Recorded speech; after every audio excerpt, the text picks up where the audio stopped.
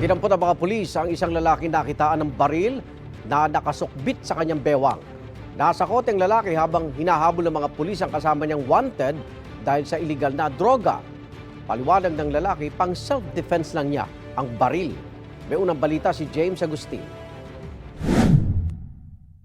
Nakasukbit pa sa baywang na lalaking ito ang isang baril na maabutan ng mga pulis sa barangay Ugong, Valenzuela City.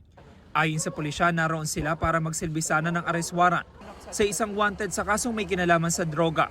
Nung isisilbi na natin ang warrant of arrest, biglang nakatakbo itong ating suspect at nagkaroon ng habulan at naabutan itong isang kasama niya.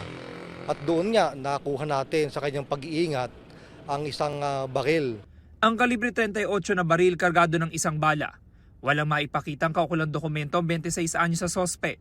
Sabi ng pulisya, hindi lisensyado ang baril.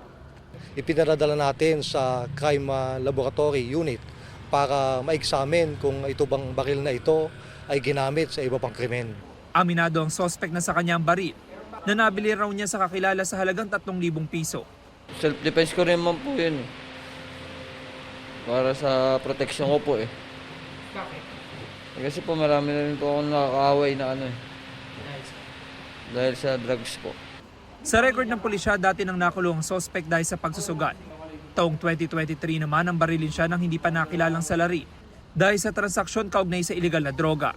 Based nga sa ating investigation, kabilang siya sa drug watch list ng ating presinto, ng ating kapulisan sa Valenzuela, gayon din sa Barangay Ugong.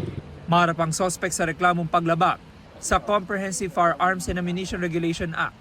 Patuloy namang hinahanap ang kasama niya nakatakas na wanted sa kaso ng illegal na droga. Ito ang unang balita. James Agustin para sa GMA Integrated News.